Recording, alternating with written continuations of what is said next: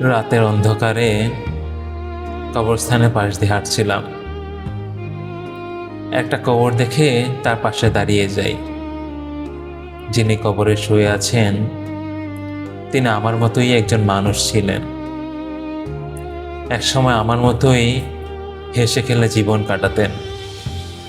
ছিল তার রঙিন যৌবন, ছিল তার কত প্রিয় মানুষ। এই প্রিয় মানুষগুলোর সাথে হেসে খেলে জীবন কাটাতেন। সুখ দুঃখ কষ্ট সবকিছু ভাগ করে নিতেন। কিন্তু এখন দেখেন, সবকিছু ত্যাগ করেই তিনি এখন কবরের মাঝে শুয়ে আছেন একাকিত্বভাবে।